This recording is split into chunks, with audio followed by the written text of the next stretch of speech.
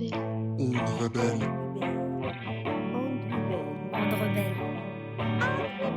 Onde rebelle. Sorry, my French is terrible. Désolé, mon français est mauvais. Onde rebelle. Et c'est Onde Rebelle avec XR.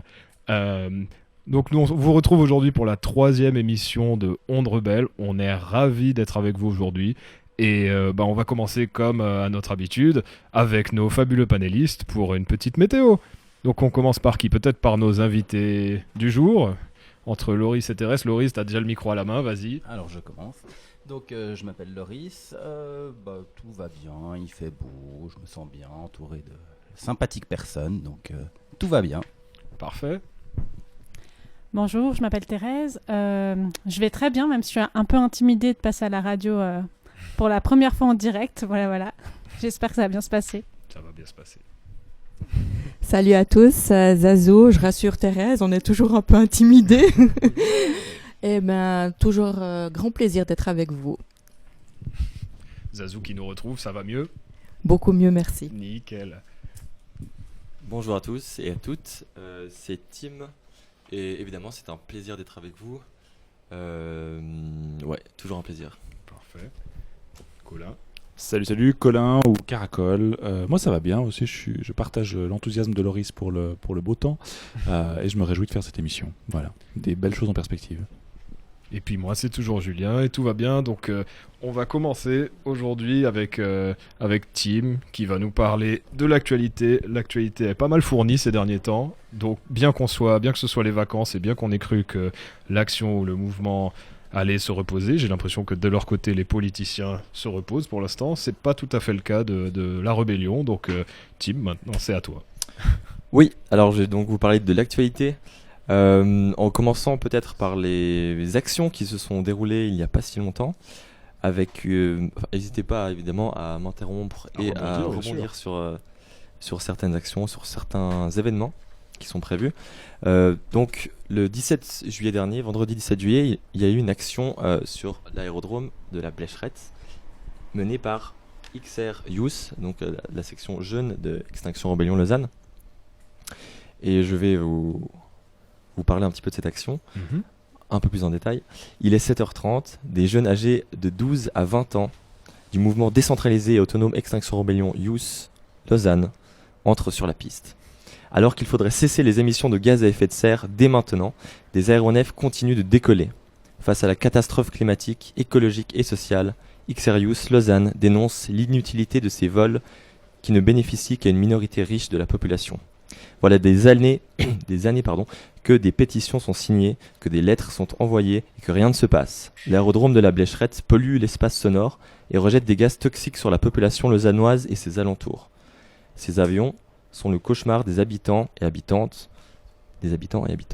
Sur le tarmac, ces jeunes empêchent le décollage et l'atterrissage des vols prévus ce jour-là, en y déversant de l'huile teintée de rouge. À côté des leux, une banderole tendue avec un message clair: aviation, extinction. Nous en avons assez, nous exigeons la fermeture de l'aérodrome de la Blécherette et nous appelons à des actions diverses et variées pour parvenir à cette revendication, explique le mouvement Youth.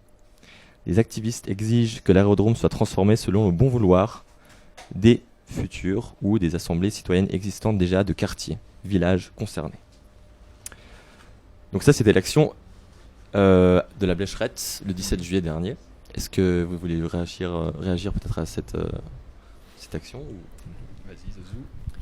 Eh bien, je vais juste peut-être témoigner du fait que tu parlais de la pollution sonore, entre autres. Donc, mon balcon est situé sur l'axe de la Blécherette. Et c'est vrai que c'est énervant. Alors, ma fille trouve que je m'énerve rapidement pour beaucoup de choses, mais j'en peux plus. Oui. Autre commentaire, c'est vrai que 7h30, action des jeunes, on dit que les jeunes ils dorment jusqu'à pas d'heure, etc., qu'ils osent pas se lever tôt. Voilà, quand il s'agit de se mobiliser, on remarque qu'ils n'hésitent pas.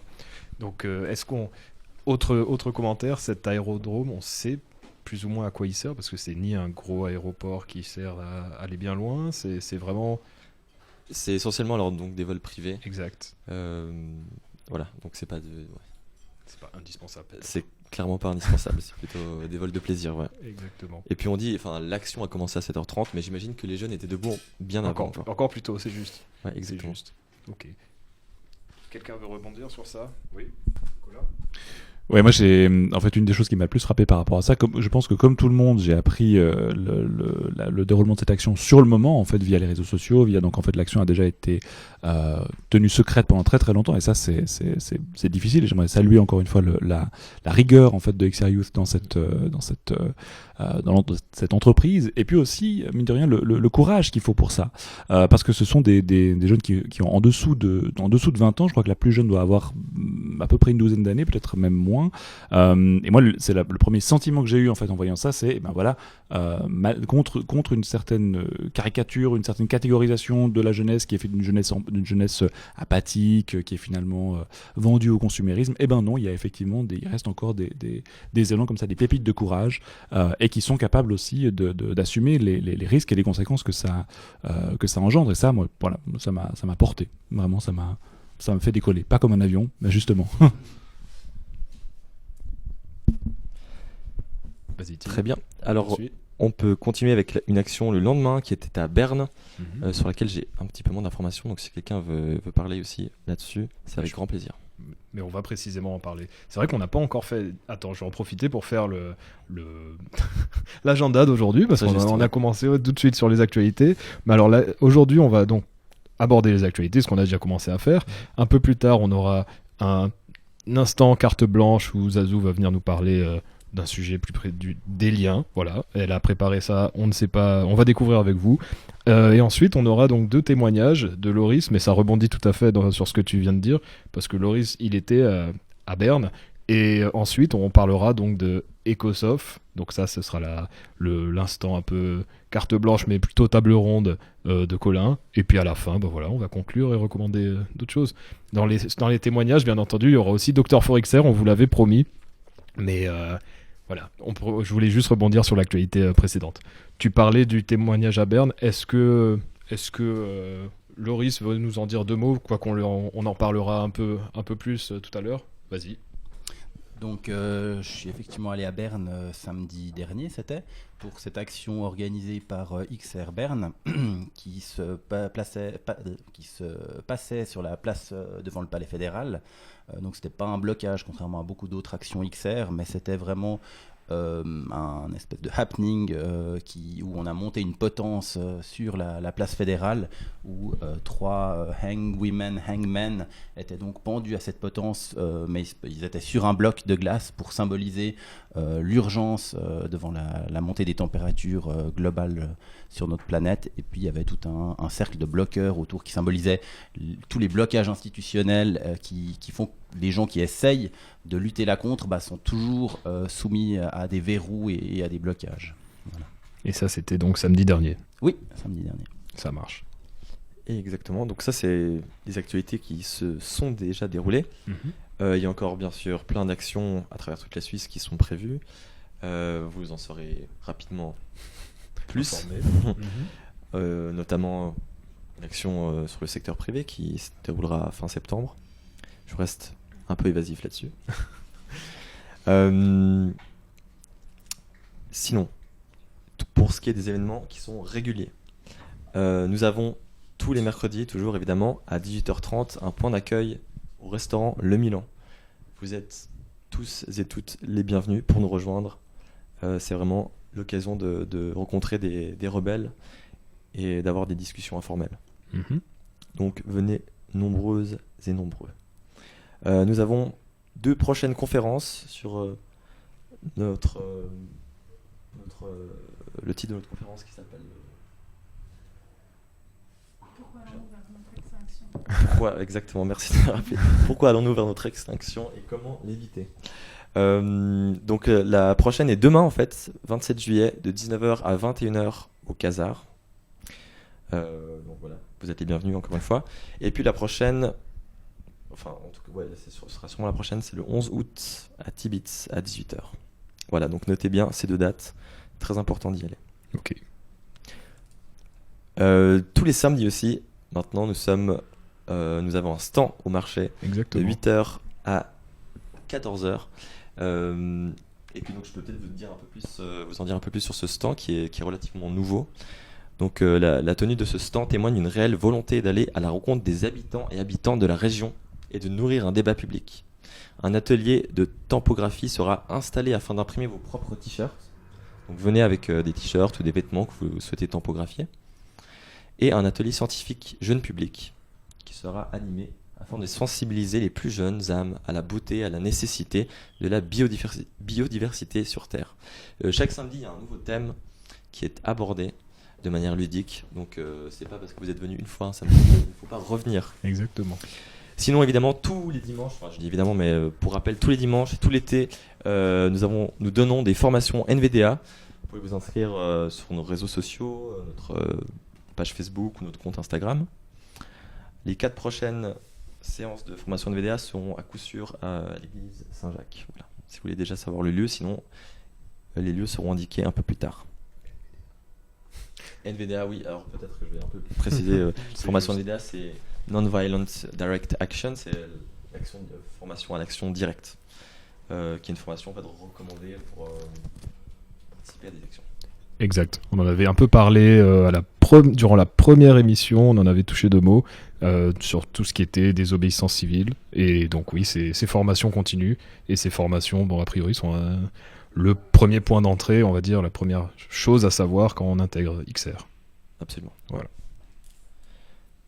Et voilà, donc c'est à peu près tout pour les événements réguliers. Oui.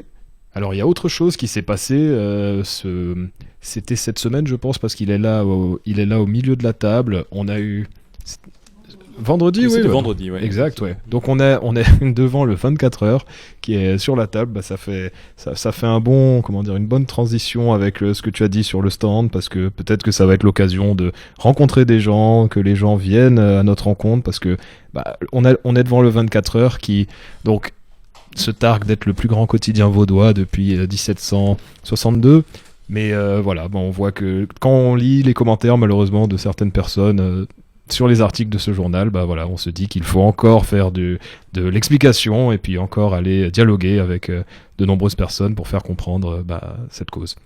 Ouais, peut-être qu'on peut simplement dire 2 mots aussi de cet article qui réagit directement à la... Je dis ça parce que du coup c'est moi qui ai proposé qu'on en parle, qu'on réagisse à chaud vu que l'article est du 24 juillet et qu'on est le 26 et qu'on avait une émission prévue aujourd'hui. Le titre c'est, il est visible sur toutes les manchettes du 24 heures, XR durcit le ton au risque de fâcher police et élus. Les actions choc, sous-titre, les actions choc et revendications des activistes du climat font monter la tension. Alors peut-être, d'une part, je pense que c'est sans doute de bonne guerre de la part du 24 heures de documenter et d'essayer de proposer ce qu'ils appellent une analyse du phénomène XR et de ce qu'ils perçoivent ou de ce que les 2 journalistes perçoivent comme étant une escalade de la violence du côté de XR.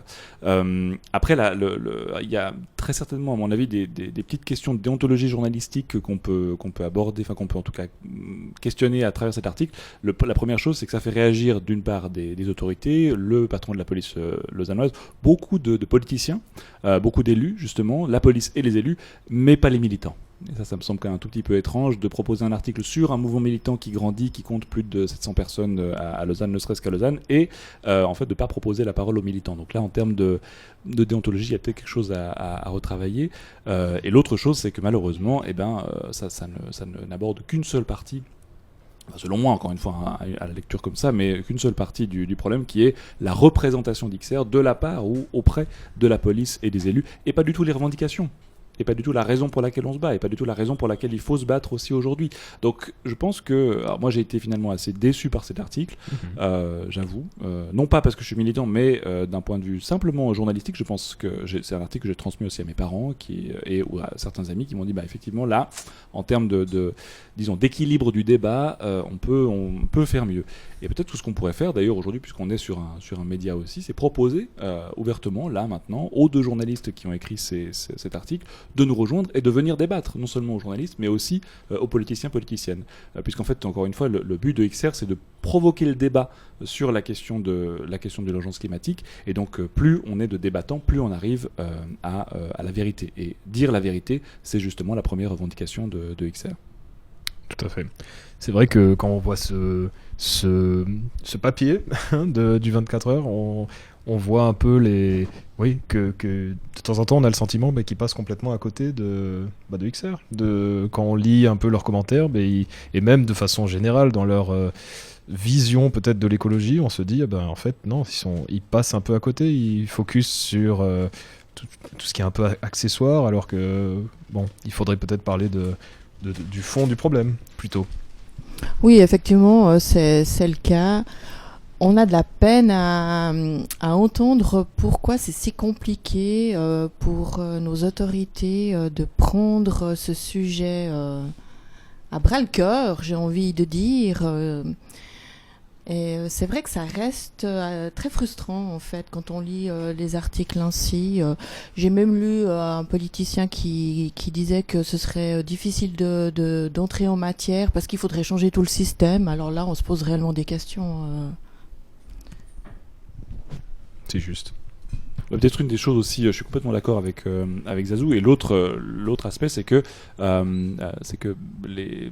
l'article est écrit en essayant finalement de fixer ou de modéliser Extinction Rebellion et les militants d'Extinction Rebellion, parmi lesquels justement XR Youth dont on parlait tout à l'heure, comme simplement des gens un peu frustrés pour qui le système ne va pas assez vite, etc., et qui finalement n'auraient pas le sens des réalités.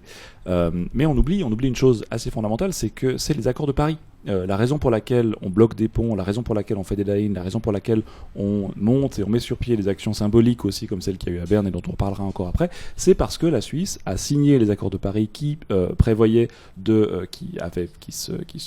s'engageaient à maintenir les émissions de gaz à effet de serre à un niveau global. Il y a une centaine de pays qui a signé ces accords en dessous d'1,5 degré, ce qui fait qu'aujourd'hui on sait très bien que ce ne sera pas le cas, ce sera 3 ou 3,2 minimum. Et en fait, c'est essentiellement pour protester contre cet irrespect du gouvernement suisse des accords de Paris qu'ils ont pourtant signés qu'on bloque des ponts. C'est pas simplement parce qu'on serait des agitateurs frustrés pour qui le système n'irait pas assez vite. Et là, je pense que c'est aussi une chose qui manque dans l'article, c'est la mention de ces accords de Paris et le fait que la Suisse ne les respecte pas. Exact. Donc une actualité et puis des actus qui ne vont pas cesser dans les semaines à venir et qui n'ont pas cessé, comme on peut le voir. Donc à mon avis, on va reparler, c'est un sujet qui va revenir assez fréquemment, donc la vision des médias sur XR. D'ailleurs, la campagne Lausanne Ville Vivante reprendra dès la rentrée. Car effectivement, il y a encore beaucoup à faire et à expliquer. Exactement. Bon. Juste pour rebondir sur le stand qu'il y a maintenant au marché, donc on a parlé d'une rubrique un peu scientifique, et ça fait un peu la transition avec Science Friction de Sarah, qui malheureusement n'est pas là aujourd'hui. Donc aujourd'hui, pas de Science Friction dans cette émission, mais on la retrouvera très bientôt dans les prochaines. Voilà. Et donc on lui fait un gros bisou à Sarah, et puis on pense bien à elle. Donc on va maintenant enchaîner sur la musique, peut-être. On fait une petite pause musicale juste avant la carte blanche de Zazou ensuite.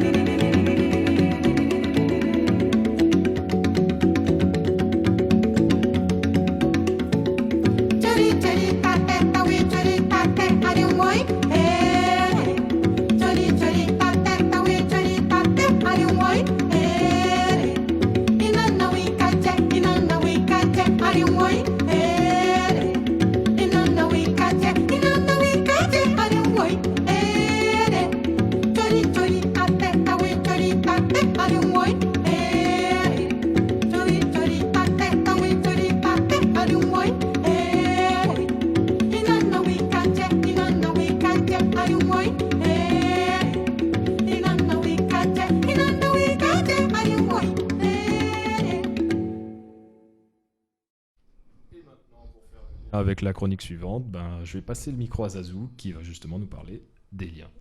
Je te remercie. C'est tout bon, la technique. Merci beaucoup. Alors, pour l'émission de ce 26 juillet, beau dimanche, j'ai eu envie de parler des liens. Il faut dire que c'est un sujet qui me tient à cœur et dont j'ai une expérience assez vaste. Des liens qui se créent, se construisent et de ceux qui se brisent, s'effilochent. Nous connaissons toutes et tous cela. Cette envie d'en parler à la radio m'est venue en lisant un passage du livre de John Mayer, L'année du lion. Il faut dire que je me dis parfois, bon Zazou, tu n'as pas de connaissances maîtrisées en sciences, ni des luttes, ni des courants philosophiques, mais les liens. Donc ce petit extrait du livre dit « Ce pays était, avant la fièvre, un pays de séparation perpétuelle. Nous avons toujours été divisés et face à face, nous étions toujours en conflit. Parmi tant de choses, nous étions séparés par la tribu et le clan, par la couleur et la race, par la législation et la religion, par la langue et la culture, par nos réalités économiques divergentes et par nos idéologies. Et plus nous discutions et nous nous battions au sujet de ces différences, plus nous nous focalisions sur elles, plus elles nous divisaient. Mais regardons toutes les choses qui nous unissent. Nous croyons tous passionnément à la liberté, à la dignité humaine, aux droits fondamentaux. Nous connaissons toutes et tous les divisions et les conflits, d'abord au sein de nos familles, qui est sans doute le plus parfait des terreaux, dans nos vies professionnelles, dans nos rencontres.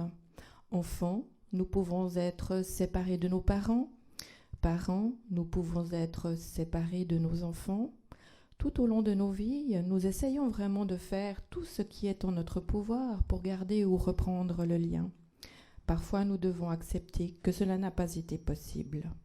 Mais lorsque nous avons réussi, alors, beaucoup d'émotions, beaucoup d'amour, et tout ira bien. Merci. Merci Zazou. Du coup, fabuleux. Est-ce que quelqu'un souhaiterait rebondir sur cette peut-être nécessité du lien dans nos relations avec chacun? Parce que c'est peut-être ça qu'on a un peu perdu aujourd'hui. C'est peut-être là où peut-être on devrait commencer, au niveau individuel, au niveau collectif, à se dire qu'on vit dans une communauté et à justement se dire qu'on agit aussi pour cette communauté, pour cet environnement, pour cet ensemble. Loris ? Oui. Alors, justement, par rapport à cette question des liens et de la communauté, j'ai l'impression que c'est peut-être un aspect d'Extinction Rebellion, de XR, qui est moins connu du grand public. Parce que voilà, toutes les actions, un peu coup de poing, de blocage et ce genre de choses sont vraiment les choses mises en avant par les médias, mais toute la partie culture régénératrice qui justement essaye de tisser des liens au niveau local entre des personnes concernées par les changements à venir et qui ont déjà lieu. Voilà, personnellement, quand j'ai rejoint XR, c'est quelque chose...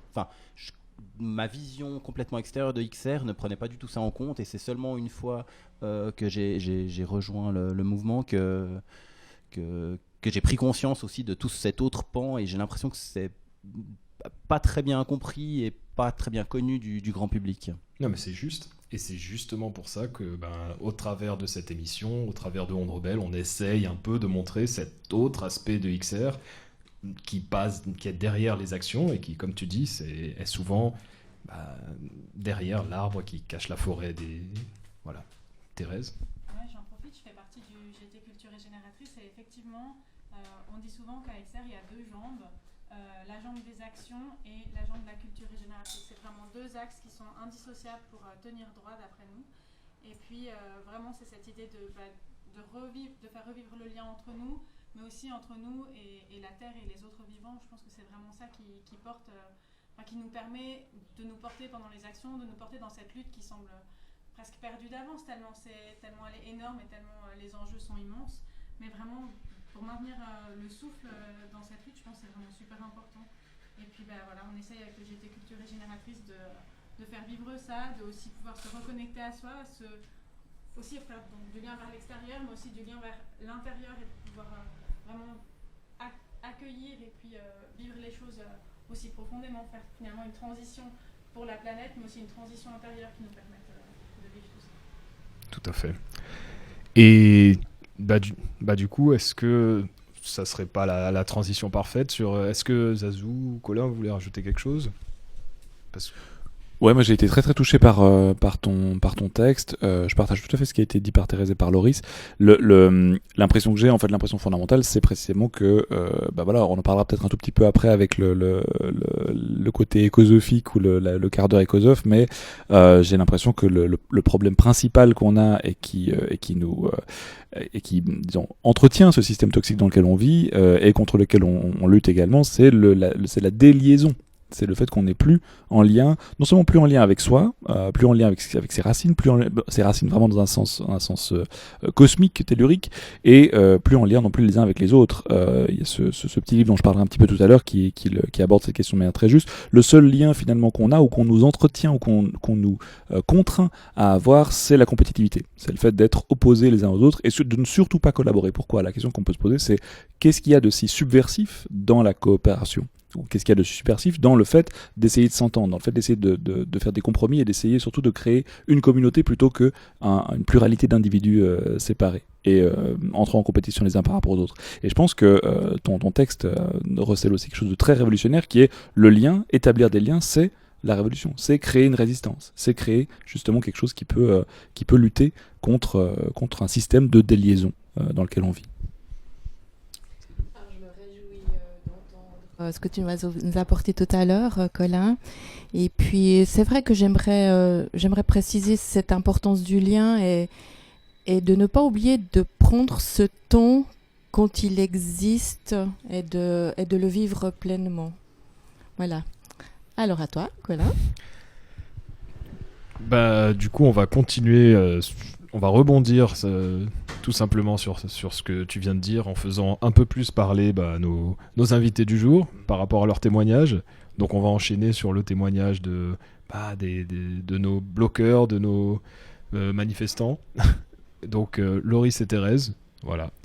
Donc, Colin, je te laisse la parole peut-être par rapport à ces... Oui, en fait c'était une des idées qui me dit, mais en fait effectivement la transition est toute trouvée en lisant l'article du 24 heures aussi, mais déjà en amont, c'est le fait de dire mais qui sont ces militants, qui sont ces rebelles ou qui se revendiquent rebelles et qui se disent rebelles et qui font des actions de rébellion contre ce système toxique, qui y sont finalement? Est-ce que ce sont justement des agitateurs fanatiques, éclairés ou soi-disant éclairés, illuminés plutôt qu'éclairés, ou est-ce qu'au contraire ce sont des gens comme vous et moi, comme tout le monde, qui simplement arrive un moment où prise de conscience et voilà, il faut s'engager.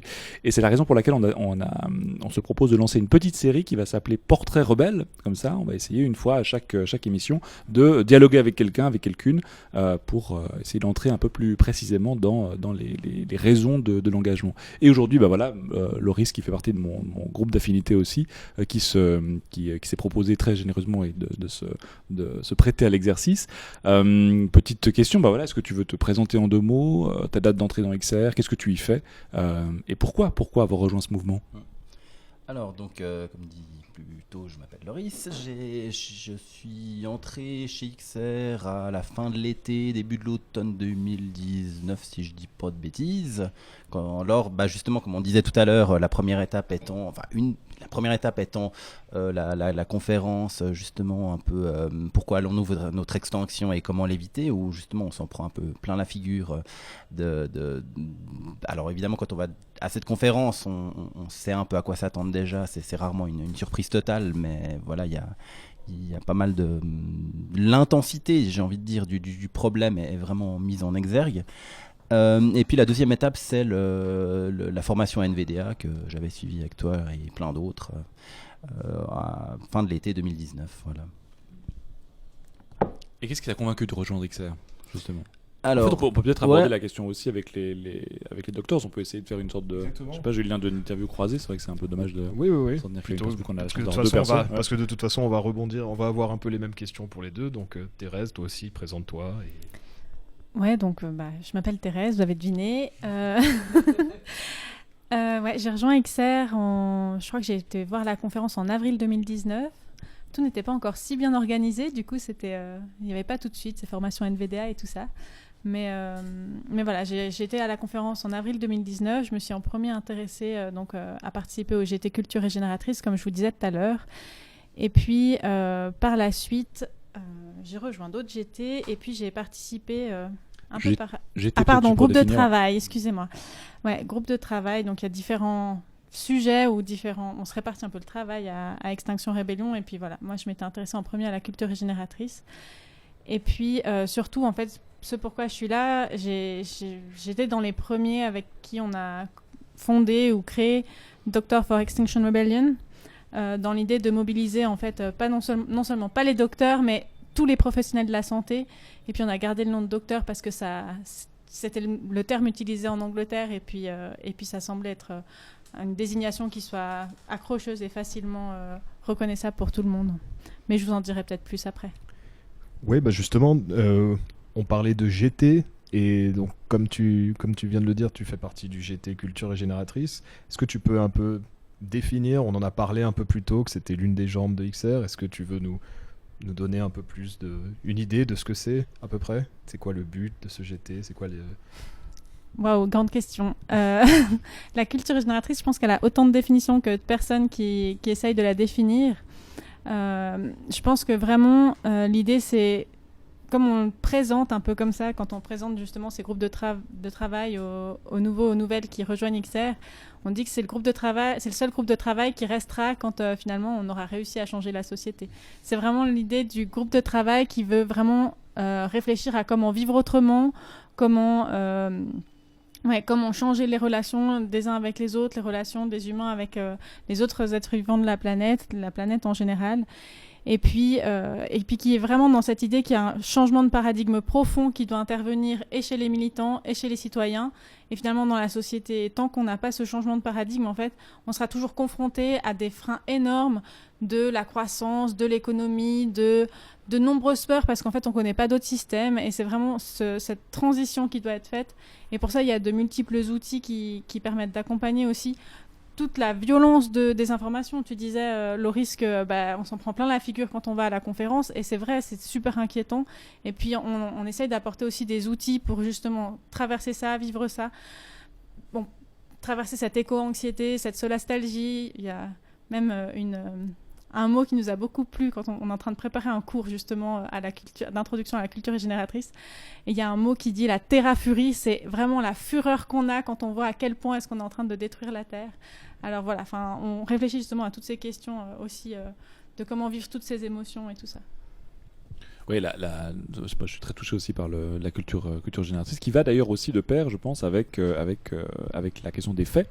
La question des faits scientifiques, et ça me permet de faire une transition avec le GT auquel tu appartiens, Loris, justement, le groupe de travail sur les sciences. Alors c'est quoi votre tâche au groupe de travail sciences? Qu'est-ce que toi tu fais en particulier? Alors je fais la même chose que tous mes petits camarades du groupe de travail sciences, c'est-à-dire la mission qu'on s'est fixée, en tout cas pour l'instant, c'est d'établir en fait des fiches un peu concises sur différents sujets en lien avec le climat, la biodiversité. Donc ça va de la fonte du permafrost au cycle de carbone, du carbone, au cycle de l'eau, et toutes ces questions assez complexes finalement. Alors, déjà, une chose assez importante, c'est qu'on essaye vraiment d'être le plus objectif possible. Tout ce qu'on décrit, on cite nos sources, parce que le but, c'est un peu un GT qui est aussi à part, pas complètement intégré à XR, dans le sens que toute personne ayant des connaissances dans le domaine peut aussi le rejoindre sans forcément être complètement active dans XR. Le but, c'est vraiment de compiler, voilà, c'est ça le mot, compiler des faits scientifiques pour qui peuvent après être utilisés par XR, par la grève du climat, par monsieur et madame tout le monde qui a envie d'avoir des outils pour pouvoir avoir des discussions avec son entourage, ses cercles d'amis, sa famille. Donc c'est vraiment essayer de compiler des faits objectifs, sourcés, qui expliquent de manière assez simple quand même différentes problématiques voilà, liées avec le climat, la perte de biodiversité, toutes ces choses. Ouais. Bon, je salue le travail qui demande énormément d'heures. Moi, je voulais juste en revenir à ce que disait Thérèse pour la culture régénératrice. Effectivement, nous avons passé, quelques-uns de mon GA et moi, tout un week-end au Meuse, dans un petit chalet au milieu des alpages. On a donc fait des randonnées ensemble, on a préparé à manger ensemble, on a dormi tous ensemble. Et on a passé un moment fondamental pour se ressourcer, pour créer des liens un peu plus étroits, justement. Hier aussi, sur la plage de Prévrange, avec d'autres personnes. Et c'est toujours un réel plaisir de laisser un moment de côté le militantisme et puis de se faire plaisir entre nous et vraiment de partager ces moments super importants. Vraiment, c'est très très important et c'est vraiment chouette, quoi. C'est juste. Et moi, pour faire le parallèle donc avec l'émission, la deuxième émission qu'on a fait, qui parlait de la Convention citoyenne, tu parlais des sciences, Loris, et c'est vrai que c'est ce dont on s'est rendu compte et à la conclusion à laquelle on est arrivé, que quand on met les gens face à des faits scientifiques, face à des scientifiques qui viennent expliquer la situation, ils arrivent à peu près tous à la même conclusion, c'est que on va un peu dans le mur et qu'il faut changer un peu, faut prendre un virage. Donc comment est-ce qu'on prend un virage très serré et qui va peut-être faire des dégâts mais qui est peut-être nécessaire? Est-ce qu'on prend un virage un peu moins pentu mais qui va aussi faire des dégâts? Enfin bon, voilà. Donc c'était un peu donc c'est sûr que ça c'est quelque chose d'indispensable aujourd'hui. Zazou, Thérèse, qui veut... J'y vais, Thérèse, ça va. Oui, je voulais juste dire que effectivement, toute cette connaissance est fondamentale et nécessaire. Il nous faut quand même bien penser que le système actuel mis en place va être peut-être impossible à changer. C'est quand même une réalité. Et donc, la culture régénératrice et les liens concrets au sein d'XR nous permettront au moins de vivre... le mieux possible entre nous et puis avec les outils qu'on aura à disposition pour essayer de pas trop déprimer, quoi.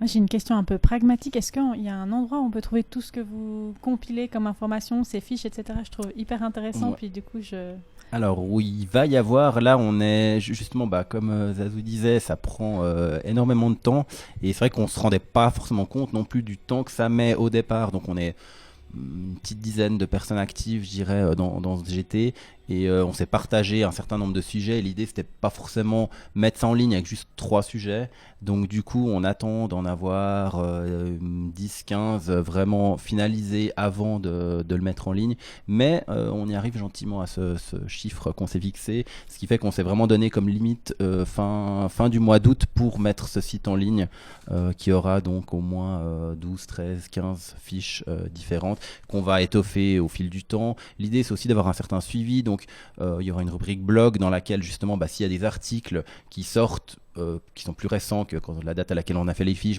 on peut mettre à jour les fiches s'il y a vraiment des informations nouvelles et aussi mettre des liens sur des articles de différents journaux scientifiques ou grand public. Et voilà. Merci. Et moi, une des choses qui me frappe aussi, en tout cas que je retiens dans la discussion qu'on est en train d'avoir, c'est l'aspect finalement très complémentaire. D'un côté, la réflexion sur comment déconstruire un système toxique en termes de genre, en termes de rapport au vivant, en termes de rapport à la biodiversité, en termes de rapport à la production, à l'énergie, etc. Et de l'autre côté, la question de l'action. Produire des fiches, partager le savoir, etc. Et des actions, il y en a plein. Et y compris, il y en a eu une grosse à Berne, dont on a un peu parlé un tout petit peu avec Tim tout à l'heure, et dont on va écouter juste un petit extrait pour réagir ensuite.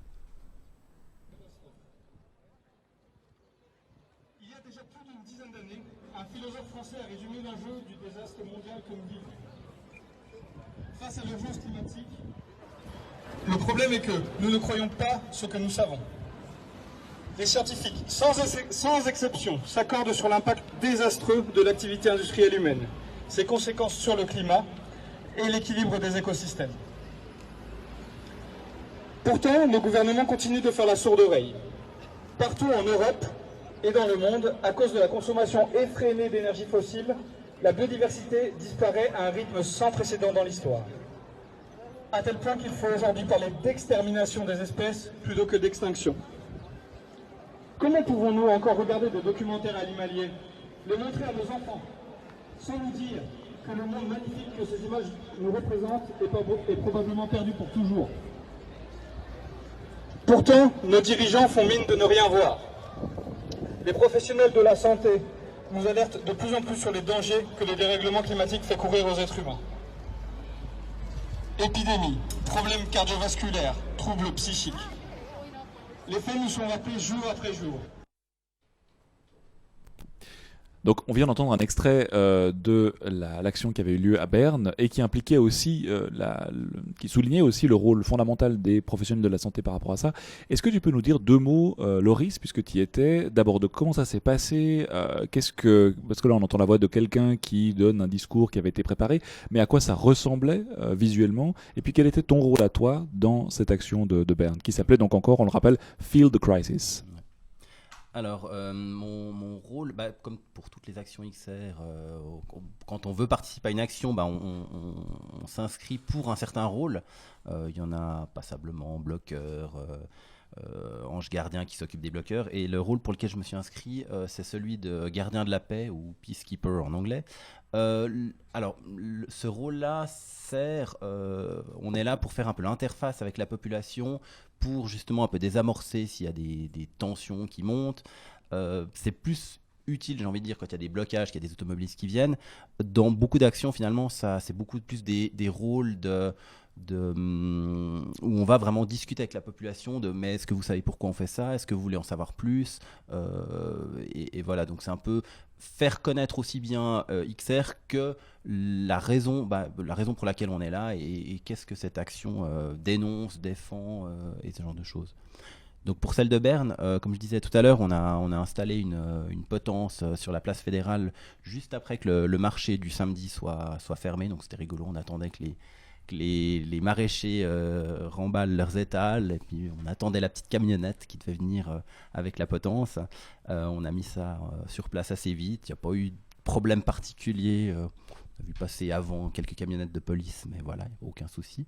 Et puis après, les gens se sont mis en position, donc 3 personnes avec la corde au cou sur des blocs de glace, pour dénoncer justement l'urgence, mettre vraiment choquer quelque part les gens visuellement par ce spectacle pas très gai, mais voilà, c'est la réalité, avec, comme je disais tout à l'heure, un groupe de bloqueurs autour qui symbolisait tous les blocages institutionnels qui empêchent qui rendent très difficile plutôt le fait de changer ce système. Quand tu dis une potence avec des pendus, on est d'accord que c'est une mise en scène. Les gens n'étaient pas véritablement pendus, on reste un mouvement non violent. Tout à fait, exactement. Tout à fait. Et apparemment, justement, il y avait des questions avant, mais est-ce qu'avec ce soleil, les blocs de glace vont quand même tenir tout l'après-midi? Mais oui, ils ont tenu tout l'après-midi. Je crois qu'il y a eu un petit essai avant pour valider ça, et la corde n'était pas très tendue, donc même si les blocs fondaient complètement, les gens allaient pouvoir avoir les pieds par terre sans risquer la strangulation. Parfait. Du coup, on voit la créativité un peu au niveau des actions, au niveau des manifestations. Est-ce que peut-être, Thérèse, tu veux nous parler de l'action qu'il y a eu par rapport à Dr for XR? C'était un peu différent, mais tout aussi créatif. Oui, je crois que vous en avez déjà parlé la dernière fois, mais effectivement, l'idée, c'était un petit peu dans le même sens que ce qui s'est passé à Berne, c'était de permettre aux gens de se projeter sur ce qui nous attend, et puis de sentir, d'avoir une petite idée, parce que c'est toujours très... plus 3 degrés, on ne se rend pas tellement compte, finalement, comme ça, il fait 27, il fait 30, ça ne change pas grand-chose, on a un peu plus chaud, mais voilà, donc c'était vraiment... faire comprendre aux gens ce que ça voulait dire. Et puis on a du coup donc il y avait je pense que j'avais un peu décrit déjà la dernière fois, mais il y avait un thermomètre qui montrait la température qui monte, qui faisait un parallèle avec la température du corps. Et on voit bien que 3 degrés dans le corps, en plus, ça fait une énorme différence entre avoir sa température corporelle à un état stable à 37 degrés, puis avoir 41 de fièvre. Effectivement, on n'est pas tout à fait dans le même état, on va beaucoup moins bien. Et puis, si la température dépasse un certain seuil, finalement, c'est le décès. Et puis, c'était un peu créé ce parallèle avec la température de la planète. Puis avec tout plein d'exemples sur qu'est-ce qu'il arrive avec autant de degrés en plus d'un point de vue santé et vraiment d'un point de vue santé avec l'augmentation du risque d'augmentation du risque de déshydratation, de problèmes cardiovasculaires pour les personnes âgées, du risque de crise d'asthme avec l'augmentation de la saison des pollens qu'on voit déjà aujourd'hui avec des personnes qui ont des allergies qui sont déjà très mal en février, alors que ce n'était pas du tout le cas avant. La pollution de l'air, la pollution qui cause plus de 1000 décès par an aujourd'hui en Suisse. On en parle peu, mais effectivement, c'est déjà un problème aujourd'hui. La pollution de l'eau, etc. Il y a énormément de problèmes de santé qui sont liés à la destruction de l'environnement, et c'est un petit peu de ça qu'on a parlé. Mais peut-être juste une chose que peut-être on peut profiter justement de ton intervention pour tordre le cou à un a priori. Il y a beaucoup de gens avec qui on discute d'urgence écologique et de nécessité de s'engager, etc., qui disent oui, mais en Suisse on est finalement un pays privilégié, alors ça va aller, il faut pas s'inquiéter, etc. En termes d'augmentation des températures, qu'est-ce qu'on peut répondre à ça? Parce qu'en fait c'est 1 degré globalement, mais en Suisse c'est 2. Donc il me semble qu'on est plutôt dans le contraire d'un pays privilégié. On serait dans un pays. Qu'est-ce qu'on peut dire par rapport à ça? Alors je pense qu'il faut quand même être honnête. On est dans un pays privilégié qui a des ressources financières incroyables, qui a un climat, même qu'on a déjà une température qui a augmenté, qui reste acceptable. On a accès à de la nourriture et à de l'eau potable, donc on reste très privilégié, c'est vrai. Mais ce privilège, il s'effiloche comme partout. Si les conditions deviennent plus difficiles, elles viendront aussi plus difficiles en Suisse. Aujourd'hui, je crois qu'on arrive à fournir 60% des denrées alimentaires pour la Suisse et 40% doivent être importées. Donc on est dépendant des autres pays. Et ça, le jour où tout le monde manque, les gens ils s'exporteront plus. Et puis, on a déjà vu au moment du Covid et puis de la nécessité de faire venir des personnes pour travailler dans les champs. Ça a posé énormément de problèmes dans toute l'Europe, en Espagne, en Allemagne, mais en Suisse aussi. Les Suisses, ils ne sont pas prêts à aller travailler dans les champs. C'est un travail difficile. Et du coup, il y avait les vignerons. Peut-être pas le plus indispensable pour la vie, mais d'avoir son vin, mais notamment les vignerons. Mais voilà, on peut se retrouver dans des situations très difficiles assez rapidement, en fait, beaucoup plus rapidement que ce qu'on ne le pense. Donc privilégié en termes socio-économiques, mais pas en termes de réchauffement global. Là, on est tous dans la même galère, pour reprendre le titre de l'action du Pont Bessières. On est tous dans la même galère. Il faut quand même reconnaître que dès aujourd'hui, il y a des gens qui vivent des famines en Afrique, et ça, c'est à cause du réchauffement climatique. C'est pas eux qui le causent, et c'est eux qui en souffrent les premiers. Il y a la montée des eaux qui fait disparaître des îles dans des pays de l'Océanie, etc. On est privilégié, c'est juste, mais on n'est pas à l'abri. Je pense qu'il faut reconnaître ces privilèges pour pas écraser les autres, mais c'est pas un privilège qui est une immunité, en fait. C'est un privilège, mais pas une immunité. Et on parlait tout à l'heure aussi de possible pénurie alimentaire, en tout cas qu'on n'est pas autonome en alimentation, et la montée des eaux est aussi un énorme problème à ce niveau-là. Je rebondis dessus, parce qu'on parlait d'îles, tu disais Thérèse, des îles qui disparaissent, mais avec des montées d'1 ou 2 mètres d'eau, des régions comme le bassin du Nil, tout qui est très fertile et qui nourrit tout le bassin de population autour, une fois que l'eau monte et que ça devient gorgé de sel, la productivité de ces régions-là diminue drastiquement, et du coup ça fait des populations entières qui sont dépendantes en termes de nourriture d'autres régions. Donc la production mondiale de nourriture est vraiment directement dépendante de tout ça, plus les températures. On peut aussi se rappeler, nous non, puisque nous n'étions pas nés, mais après la Seconde Guerre mondiale, il y a eu un plan Wallen en Suisse, et beaucoup de terrains ont été réquisitionnés, en fait, dont le parc Milan, pour pouvoir produire de l'alimentation. Donc c'est déjà arrivé en Suisse. Bien sûr. Thérèse ? On peut aussi parler de la fonte des glaciers qui sont en fait notre réserve d'eau, notre réserve d'eau potable. Et puis quand ces glaciers seront fondus et ils fondent à vue d'œil, il n'y a qu'à regarder les photos 40 ans en arrière, 20 ans en arrière, 10 ans en arrière, on voit la fonte des glaciers en Suisse, dans toutes les Alpes. Et donc c'est pas qu'en Antarctique, c'est pas que loin, c'est aussi ici. Et en fait c'est notre réserve d'eau potable qui disparaît. Donc, c'est vraiment des problématiques qui vont se présenter petit à petit, les unes derrière les autres. Et malheureusement, quand elles seront là, ce sera trop tard. On ne fabrique pas un glacier une fois qu'il est fondu. Bien sûr. Et moi, je voulais juste rebondir en disant que effectivement, ça se passe peut-être ailleurs, c'est peut-être visible et plus difficile ailleurs, mais il ne faut pas oublier qu'on a quand même une certaine responsabilité par rapport à ça, c'est-à-dire qu'on exporte beaucoup nos problèmes, c'est-à-dire que si on veut produire moins cher, à bas coût, et dans la plupart des cas, on va le produire ailleurs, on va importer, donc les problèmes, les gaz à effet de serre et autres vont être produits à ce niveau-là, et du coup je vais juste pousser la réflexion un peu loin pour rappeler qu'il y a une initiative qui s'appelle l'initiative pour les multinationales responsables, et quand on voit qu'ils sont toutes les difficultés auxquelles ils font face en fait par rapport au lobbying monstrueux qui est mis en place par toutes les multinationales justement de l'autre côté, en fait on réalise que non, on ne peut pas juste dire non, c'est pas ici tout va bien, parce que ici il y a il y a peut-être de la transparence qui est nécessaire à un moment pour dire en fait le mode de vie qu'on a ici impacte la planète de façon générale. Voilà.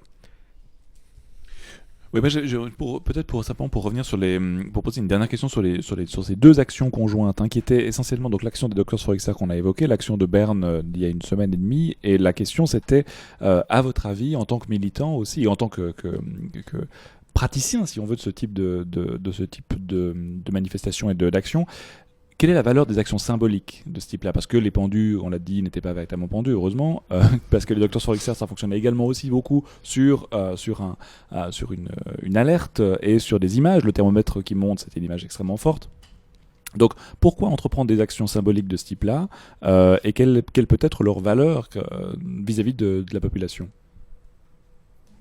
Je pense que notre première revendication, c'est de dire la vérité. Et je pense qu'une action qui bloque le trafic, elle va avoir un certain impact sur un certain type de gens qui vont peut-être dans un premier temps être en colère, mais qui vont ensuite pouvoir avoir une réflexivité derrière, etc. Des actions qui sont plus démonstratives, etc., d'après moi, elles participent plus à dire la vérité. Elles participent plus à faire transmettre cette information qu'on a de la peine à voir. Justement, on parlait dans le 24 heures, il parle d'XR, mais il ne parle pas des revendications, il ne parle pas du pourquoi. Et vraiment, je pense que l'idée, c'est de transmettre les informations, que les gens puissent les recevoir d'une manière qui soit intelligible pour eux, parce que soit on a des articles qui sont extrêmement difficiles à digérer, à comprendre, des articles scientifiques, si on n'a pas l'habitude de les lire, ils sont difficiles d'accès, soit on a une information prémâchée par des médias dont on ne sait pas tellement toujours quelle est leur neutralité et leur objectivité. Et puis, ou alors on a juste la retransmission des actions, mais des faits, de la lutte contre les policiers, etc. Puis on a de la peine à avoir accès à cette information source et aussi à l'émotion que ça peut susciter. Et d'après moi, c'est un peu ça l'idée de ces deux actions, c'est de toucher les passants, les individus d'une autre manière et de leur permettre d'accéder justement d'une manière plus facile à cette réalité en fait à laquelle on fait face. Ouais, moi, je pense qu'il y a aussi une complémentarité entre les actions de type blocage et les actions plus démonstratives comme ça, mais sans blocage. C'est vrai que si XR n'a jamais fait de blocage, je pense que très peu de gens connaîtraient, par exemple. Donc ça permet peut-être de faire connaître et puis d'après, comme disait Thérèse, d'enfoncer le clou en faisant aussi passer un message via ces actions. Après, malheureusement, ce qu'on voit quand même dans les médias, c'est que quand il y a des actions de type blocage, tout de suite, ça fait du sensationnel, donc ça fait vendre, donc les médias s'en emparent un peu plus, en mettant l'accent sur la forme et non pas le fond, malheureusement, comme on disait avant. Par contre, du coup, quand il y a des actions comme à Berne, j'ai l'impression que les médias relayent moins ça, parce que ça n'a pas perturbé le trafic et la vie des Bernois ce jour-là. Mais je pense malgré tout que ces deux types d'actions sont utiles. Aussi, quand je discute avec des amis qui sont pas, qui sont vaguement conscients qu'il y a des problèmes, mais sans aller beaucoup plus loin, je vois qu'il y a vraiment une méconnaissance de XR, et du coup, ça permet peut-être aussi de développer une autre facette, une autre vision pour la population et voilà. Bien sûr. Je pense que le maître mot ici, c'est sensibilisation. Ça permet aux gens un peu de se dire, bah oui, ça, en fait, c'est le changement climatique, le réchauffement de la planète, ça, c'est pas un sujet qu'on peut balayer d'un coup et le mettre sous le tapis. Donc ça permet de rappeler aux gens, écoutez, c'est un sujet qui est là, qui existe, qui est constamment un problème. Donc c'est peut-être dérangeant, hein. Le premier réflexe qu'on a, c'est de justement essayer de l'oublier et puis de passer à autre chose, de retourner dans nos vies, dans le business as usual. Mais voilà, d'un autre côté, on voit que il y a des actions, de plus en plus on en parle. XR maintenant, même si c'est un mouvement très récent, hein, qui est très jeune depuis sa formation en Suisse, sur Lausanne en particulier, et ça fait quand même déjà un peu bouger les lignes. Donc finalement, on se dit que autant continuer. Finalement, si les lignes bougent aussi facilement en 2 ans, il faut continuer. Je voulais juste dire sans relâche. Exactement. Avec des moments de culture régénératrice, bien sûr. Bien sûr. Bon. Est-ce que quelqu'un veut rajouter quelque chose ou... Moi, j'ai peut-être une question du coup, en tant que militant, mais c'est une question qu'on peut se poser vraiment aussi à nous tous et toutes autour de la table ronde. Quel futur est-ce qu'on voit pour XR? Futur d'action symbolique, futur d'action de blocage, futur de sensibilisation? Quelle forme de sensibilisation, vers quelle forme est-ce qu'on va aller? Et quel futur peut-être aussi d'ailleurs pour la crise, pour la lutte écologiste? Alors justement, c'est vrai que je suis pas dans les. Il existe des groupes de travail au sein d'XR qui planchent vraiment sur ces questions stratégiques. J'en fais pas partie, mais à titre personnel, c'est vrai que j'ai l'impression. On parlait tout à l'heure des médias, que je pense que c'est peut-être un des clous qu'il faut enfoncer, que ce soit des médias, parce qu'évidemment que sur la page Facebook de XR, on voit plus un côté, dans les médias on voit plus un autre, comme on disait tout à l'heure, cet article du 24 heures qui donne pas la parole aux militants. Je pense qu'il faudrait justement aller un peu sur ce terrain-là, des journaux grand public, des journaux locaux aussi, qui sont peut-être distribués dans les tout ménages, pour vraiment arriver le plus largement possible à sensibiliser la population sur l'urgence, tout en continuant les autres actions. Mais je pense qu'il faut vraiment diversifier au maximum les canaux pour faire passer ces messages. C'est vrai que cette diversité, elle est nécessaire parce que finalement, on a l'impression que si les mouvements en général qui donc défendent l'écologie et puis le respect de la nature et de ce qu'on devrait préserver, c'est vrai que nos politiciens, on les entend très peu, ou pas du tout. Donc, effectivement, on est obligé, tout mouvement confondu, de rappeler cette chose-là, car elle est très peu diffusée par nos autorités qui sont censées nous protéger, en fait. Bien sûr, mais quelque chose qu'on peut faire justement, c'est les inviter, hein, c'est les gens qui veulent un peu plus connaître XR, à venir sur losantena.fm et à écouter les podcasts de nos émissions, voilà. Et puis ils sauront, entre nous et la grève du climat, je pense qu'ils auront un peu une idée des différentes revendications et puis de l'état actuel des mouvements.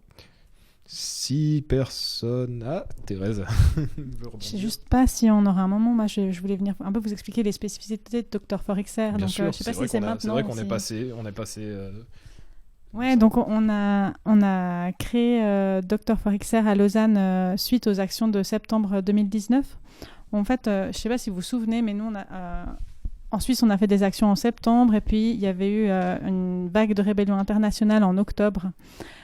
Où sont sortis pour la première fois les Dr for XR au Royaume-Uni. Et puis ils ont fait des actions spécifiques avec justement l'idée d'accentuer sur les risques pour la santé liés au climat et à l'environnement. Et donc c'est notamment les étudiants en médecine qui ont poussé à la création de cette branche d'XR à Lausanne. Et puis, en se disant, effectivement, c'est un point d'accès à la population générale qui est un peu différent, qui permet que les gens se sentent concernés directement et pas que ce soit un problème lointain, soit des petits Africains, soit des petits Océaniens, soit des espèces en voie de disparition, mais bon, on s'en rend pas trop compte ici. Et puis, du coup, voilà, de toucher les gens directement dans un problème qui leur est propre et puis qui les concerne et souvent qui nous inquiète. Donc c'était vraiment les étudiants en médecine qui ont pris contact avec les différents professionnels de santé qui étaient déjà présents à XR pour voir comment est-ce qu'on crée ce mouvement. Et puis on a, dans un premier temps, fait une conférence au CHUV à l'attention des étudiants en santé, donc les étudiants en médecine, mais aussi infirmiers, psy, etc. On les a tous invités. Bien sûr, ceux qui n'étaient pas étudiants étaient bienvenus, mais les invitations étaient vraiment envoyées pour les jeunes. Et puis en fait, on a fait salle comble dans l'amphithéâtre du CHUV. Et donc là, on a pu justement faire un petit peu comme la conférence, mais en un peu accéléré, sur quel est l'état des lieux et puis quels sont les problèmes plus spécifiques liés à la santé. D'une part, parce qu'on a dans les docteurs XR Blaise Janton et Valérie Dacremont, qui sont tous les deux professeurs à Unisanté et puis qui sont des médecins tropicalistes qui ont une grande expérience de la médecine en Afrique et puis des répercussions déjà visibles aujourd'hui. Valérie Dacremont, elle témoigne extrêmement bien qu'ils ont pu faire reculer la mortalité infantile ces dernières années et que ça remonte parce qu'il y a de nouveau moins à manger, moins des conditions qui se dégradent liées aux problèmes environnementaux. Et puis donc du coup on a ça c'était notre premier événement, puis après on avait cette idée de faire une action plus spécifique Doctor for XR qui devait avoir lieu le 14 mars et là confinement. Donc, on a reporté cette action dont on a déjà parlé à la fin du mois de juin. Je voulais juste vous dire les revendications spécifiques qu'on a avec Doctor for XR. C'est d'une part que les autorités sanitaires disent que le changement climatique met les populations d'ici et d'ailleurs en danger de mort. C'est effectivement reconnu par l'ensemble des scientifiques. Je crois que le GT Science pourra confirmer que les changements climatiques et les problèmes environnementaux de pollution, etc., c'est le prochain problème de santé publique majeur auquel on va devoir faire face. Qu'il faut agir maintenant pour préserver la vie. Et puis que des assemblées citoyennes devraient décider quelles actions on met en place spécifiquement pour la santé. Voilà, c'est les 3 revendications plus spécifiques des docteurs for XR. Merci. Et vous êtes, je crois, plus de 80 pour le moment, déjà plus de 80 plutôt, au sein des professionnels de la santé qui s'engagent pour le climat. Oui, alors à l'Action, on était un certain nombre. C'est vrai qu'on a des liens, dès le départ, en fait, on a voulu tisser des liens avec les autres associations existantes, les médecins en faveur de l'environnement, je vais en oublier bien sûr, donc je ne vais pas commencer à essayer de faire la liste. Mais voilà, on a tout de suite essayé de rentrer dans une collaboration avec les autres associations, sachant qu'il serait probablement on s'est dit qu'il serait vraiment plus difficile pour des professionnels de la santé avec peut-être un peu plus de réticence à rentrer directement dans un mouvement de désobéissance civile. Et c'est aussi le sens de faire une action qui soit légale, de pouvoir avoir, faire porter la voix de ces professionnels de santé sans qu'ils se retiennent parce qu'ils sont pas très à l'aise avec l'idée d'une arrestation, etc. Et puis d'avoir justement ces collaborations avec le tissu qui existe déjà en fait. Il me semble qu'il y avait l'ancien médecin cantonal d'ailleurs qui faisait partie de tout à fait. L'ancien l'action. médecin cantonal était tout à fait présent à l'action, oui.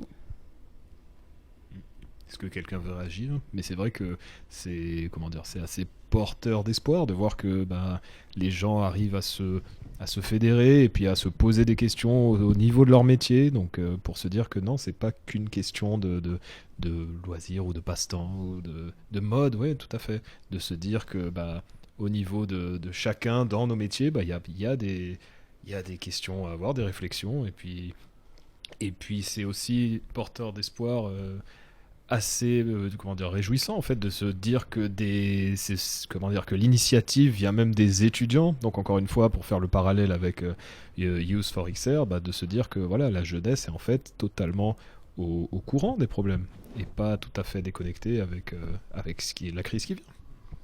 Pas tous les jeunes malheureusement, ce qui non, fait que mais c'est pour rebondir, comme il y a eu justement la création de Doctors for XR, il me semble qu'il y a aussi des Teachers for XR qui sont aussi en train de se mettre en place parce que dans le GT Science par exemple, il y a une enseignante qui justement essaye aussi de faire passer ce message dans ses classes parce que le programme éducationnel actuel ne met pas du tout l'accent sur ces problèmes et ce qui est les formations que suivent les jeunes sont probablement pas du tout adaptées à la vie qu'ils auront, et il faut vraiment faire une réflexion aussi dans ce domaine-là pour amorcer des transitions.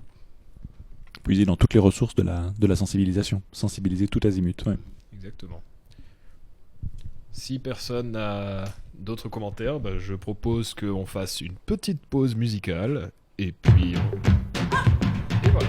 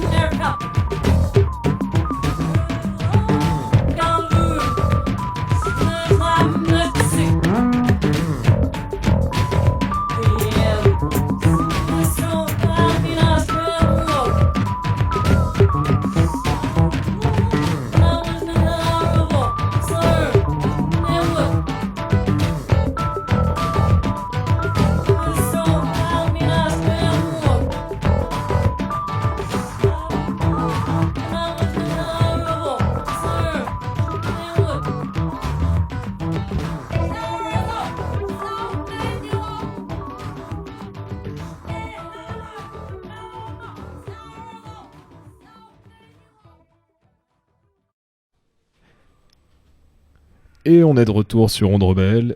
Et maintenant, après tant de réflexion, on ne pouvait que aller gentiment vers le moment écosophique. Donc maintenant, la parole est à Colin. Oui, en fait, voilà, pour reprendre peut-être ce qu'on a dit la dernière fois, ce mot écosophie, simplement, c'est un mot qui a été inventé par un philosophe un français qui s'appelle philosophe et psychanalyste français Félix Guattari en 1989, qui a écrit un livre qui s'intitule Les trois écologies, dans lequel il constate en fait un problème, un hiatus entre l'économie, c'est-à-dire finalement les règles que l'on établit vis-à-vis de l'oikos, c'est-à-dire de l'habitat, du lieu, des ressources qui nous sont données, dans lesquelles il nous est donné de vivre, et l'écologie, c'est-à-dire le savoir que l'on retire précisément de ces ressources et de ce lieu qu'on a habité. Et lui dit, en fait, voilà, ce hiatus, il vient de l'absence d'une pensée plus vaste, d'un mode de réflexion plus important qu'il appelle l'écosophie, c'est-à-dire le savoir, ou la sagesse plutôt, sophos, la sagesse de l'oikos, la sagesse du lieu, de l'habitat. Et ce quart d'heure ou cette minute écosophique, c'était une série qu'on a décidé de mettre en place pour Onde Rebelle avec XR, qui peut prendre la forme soit d'un entretien avec un scientifique, une scientifique, un philosophe, une philosophe du côté des sciences humaines ou du côté des sciences dites dures, ou simplement, comme aujourd'hui, une sorte de petit book club, comme ça, une sorte de petit compte rendu d'un texte qui personnellement m'a beaucoup touché, qui est un texte de Hartmut Rosa. Alors, qui est Hartmut Rosa, qui est peut-être un nom un peu difficile à prononcer, Hartmut. Il est sociologue et philosophe à Erfurt, en fait, et il s'inscrit dans la tradition philosophique de l'école de Francfort et de la pensée critique. Et le livre dont on va parler aujourd'hui, dont on va un petit peu débattre si on a le temps, c'est un livre qui s'intitule Rendre le monde indisponible.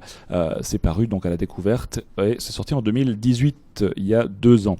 Alors qu'est-ce qu'il nous dit en 2 mots dans ce texte, Hartmut Rosa? Hartmut Rosa, c'est un penseur il s'est fait connaître essentiellement pour sa conceptualisation de l'accélération sociale, l'accélération des objets, l'accélération du monde en règle générale. C'est-à-dire qu'il essaie de décrire dans son premier texte, dans Accélération et Aliénation, qui est l'un des livres qu'il a fait connaître, qui n'est pas un livre trop long, donc j'en conseille aussi la lecture. C'est une sorte de digest de sa grosse thèse de doctorat qui s'intitule Accélération, tout simplement. Il essaie de dire, notre rapport au monde a fondamentalement changé. Ce qui caractérise le rapport moderne au monde, c'est l'urgence, c'est l'accélération, c'est le fait fondamentalement de devoir en faire toujours plus rapidement, toujours plus vite. C'est la perte fondamentalement de la lenteur et des rythmes de vie. Et son deuxième livre, le livre qui a suivi Accélération, est un livre qui s'intitule Résonance, et Rendre le monde indisponible est une sorte de nouveau de résumé, si on veut, ou de synthèse de ce gros livre Résonance. Et la résonance est une sorte de réponse que Rosa propose à l'accélération. Comment combattre l'accélération? Eh bien, par la résonance, en développant ce qu'il appelle la résonance.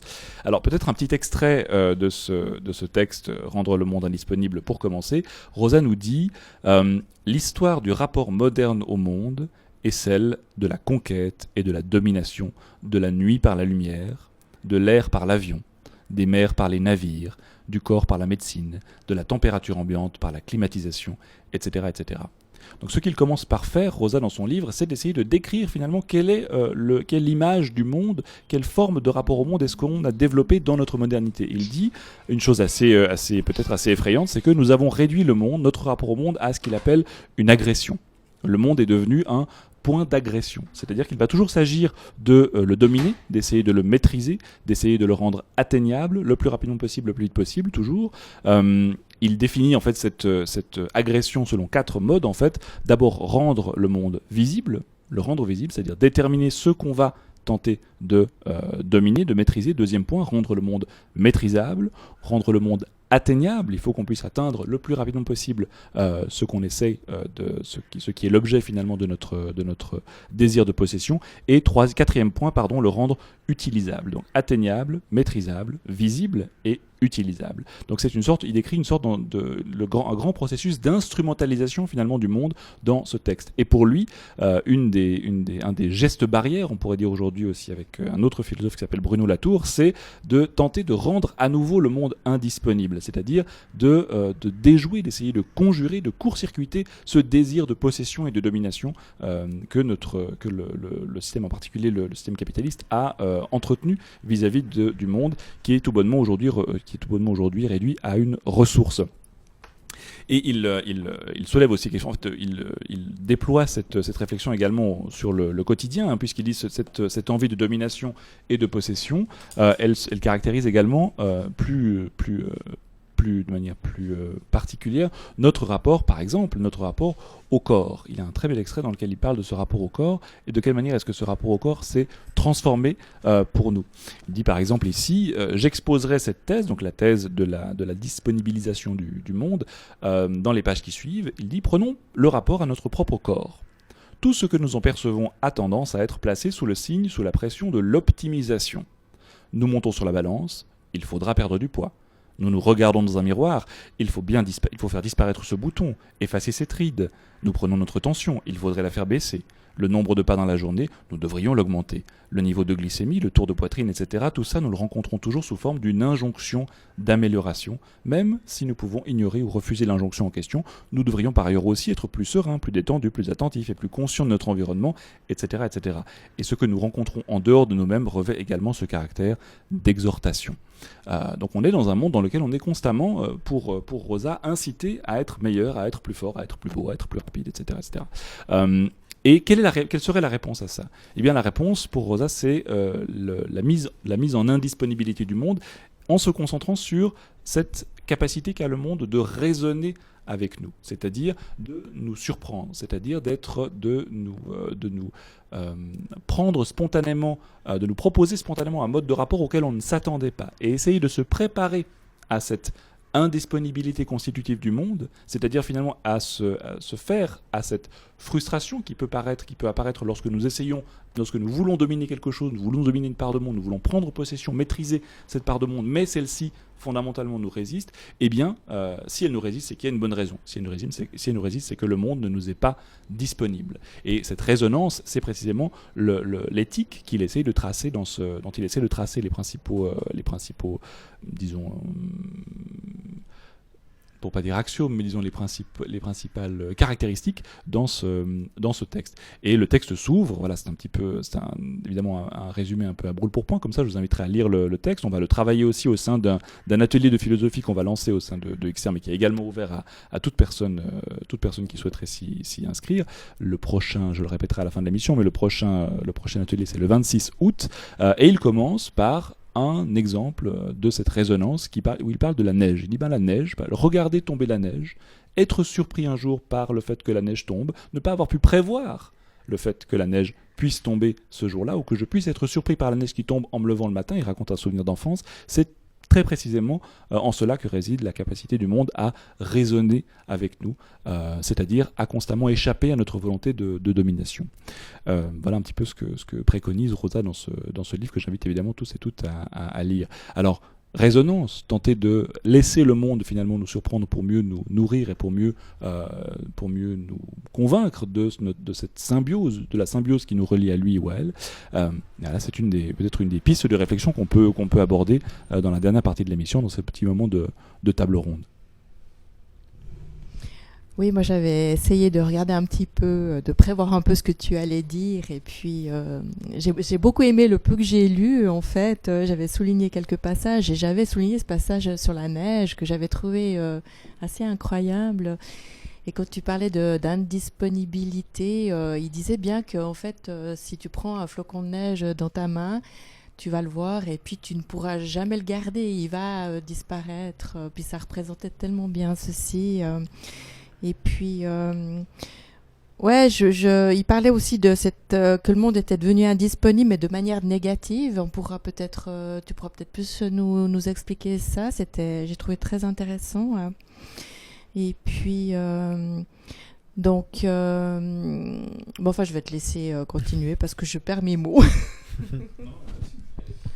Après, ce qui est intéressant dans cet aspect de monde qui serait indisponible, c'est que ça nous remet vraiment à notre place. C'est-à-dire que si on part du principe que oui, tout ne nous est pas dû et on ne peut pas faire ce qu'on veut, on pense très vite à voilà, qu'est-ce qu'on peut donner en échange en fait. C'est-à-dire qu'à un moment, si on a besoin de quelque chose, nous, pour vivre, pour manger, etc., eh bien, on prend quelque chose qui ne nous était pas disponible. Donc, la moindre des choses serait de rendre un moment et de trouver un certain équilibre. Et ça aussi, c'est une piste à suivre, clairement, et dont beaucoup de gens devraient se soucier.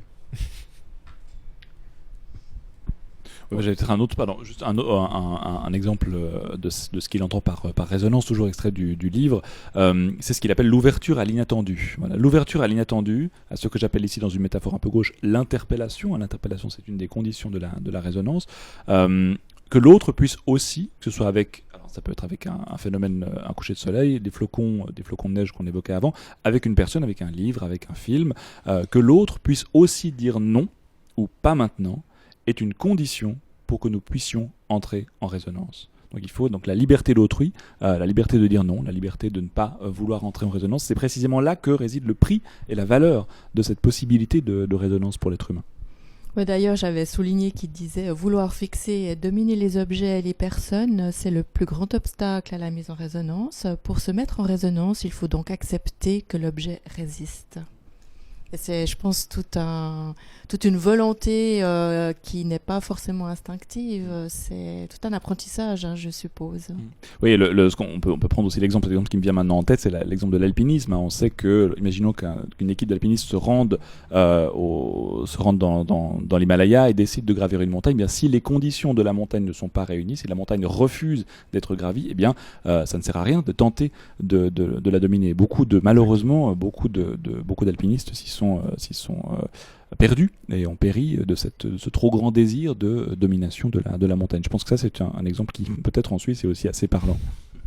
Non, c'est juste. Et comme tu en as parlé durant ta chronique, Colin, il y a deux aspects. Il y a l'aspect environnement, tout ce qui est autour de nous, mais il y a aussi l'aspect nous-mêmes, finalement. Nous-mêmes par rapport à ces injonctions de performance, de normes, etc., etc. Et en fait, ça m'a rappelé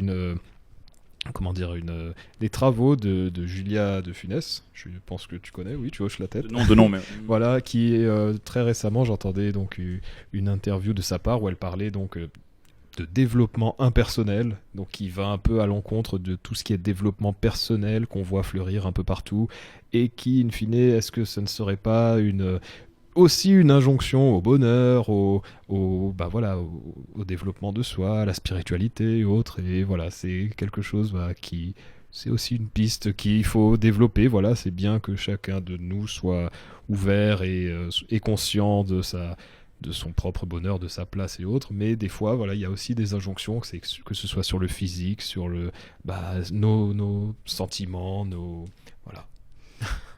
C'est vrai que c'est difficile dans le système dans lequel on vit parce qu'on a personnellement, je veux dire, ce sentiment, cette espèce d'instinct qui nous dit qu'on préfère être comme ça à ce moment-là ou penser comme ça à ce moment-là.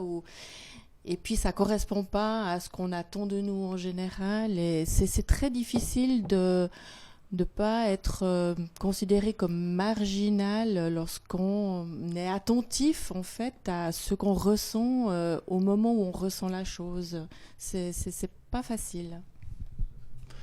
Et un autre volet aussi de ça, j'ai l'impression que on a tellement l'habitude justement que tout soit vu comme une ressource, on parle de ressources naturelles, qu'on a vraiment de la peine à prendre conscience que ces ressources naturelles ne sont pas infinies sur notre Terre, pour le petit côté scientifique, et qu'effectivement on trouvera toujours quelque chose. Quand il n'y aura plus de pétrole, on trouvera autre chose, et au lieu de changer de paradigme et d'essayer de dire mais pourquoi est-ce qu'on a besoin d'autant de pétrole, au lieu de dire on trouvera autre chose qui remplacera. Bien sûr. Juste ce besoin pour certaines personnes en tout cas, de ralentir justement, de prendre les choses simplement avec modestie et puis avec ralentissement, sans abuser. Oui. Un dernier commentaire peut-être, Colin ? Oui, non, c'est une chose ce que vous avez dit me parle beaucoup, et ça va même assez loin. Enfin, le paradoxe du système dans lequel on vit est quand même assez effrayant. Il y a tout un chapitre justement qui l'intitule le revers paradoxal, le recul énigmatique du monde. Il prend l'exemple de l'intensification de l'agriculture, par exemple. Le but de l'agriculture, c'est quoi ? C'est d'essayer de développer des nouvelles manières de nourrir la vie. Et en fait, l'agriculture intensive, par exemple, fait exactement l'inverse. En tentant trop vite, trop fort de dominer l'espace, dans lequel on se trouve, eh bien au contraire on le détruit. Et le sol ne se renouvelle pas aussi vite qu'on l'espérait. Ça signifie bien qu'en fait cette attente était biaisée à la base. Et qu'en fait le monde recule. Plus on essaie de le maîtriser, plus il se refuse à nous. Exactement. Ben, ça va être la conclusion, je pense, pour aujourd'hui. Merci Colin pour cet instant écosophique. Et puis, alors, on va, comme d'habitude, finir par une petite météo. On a Thérèse qui a dû s'absenter pour des raisons professionnelles, mais peut-être qu'elle reviendra durant cette dernière météo. Par qui commence-t-on, Zazou, peut-être ? Eh bien, écoute, bien... Comme d'habitude, plein de choses à écouter, à comprendre, à découvrir. C'est super, merci beaucoup. Loris ? Oui, alors j'avais pas dit au début, mais c'est vrai que j'étais aussi assez stressé. C'est aussi ma première radio, mais comme Zazou, j'ai trouvé super intéressant et vraiment content d'être là et d'avoir partagé ce moment avec vous autour de cette table et les auditeurs. Merci à toi d'être venu. Colin, quelque chose ?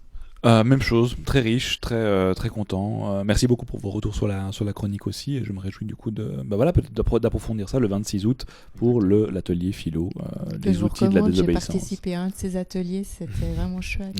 Merci Colin. Et voilà, je pense que ça s'est encore une fois très bien passé. On a appris plein de choses, j'ai appris plein de choses. Et puis il y a évidemment des sujets qu'on aimerait développer tout le temps et encore. On essaye de tenir en 1h30. Là, on est en train un peu de dépasser, donc il va falloir rendre l'antenne très vite. On vous souhaite de prendre soin de vous. Exactement. Et puis on vous retrouve bientôt. Exactement, on vous retrouve bientôt et puis on a plein d'idées de sujets à aborder avec vous, que ce soit, je sais pas, comme ça dans à froid, le zéro déchet, la permaculture, des recettes, des recommandations. Donc voilà, continuez à nous écouter, n'hésitez pas à revenir vers nous. Thérèse est revenue parmi nous, donc on va peut-être lui laisser Comment tu te sens, Thérèse ? une petite conclusion météo. Navré, le piquet, quoi. Merci pour ce moment qui était fort sympathique et très enrichissant. Je suis désolée de ne pas avoir entendu l'écho, Sophie. Si, pour de vrai, ça m'aurait fait vraiment plaisir. Mais on pourra réécouter, il y a un podcast. Je vais écouter le podcast, voilà, parfait. Et puis, à bientôt. Merci à tous, et puis à bientôt. Merci.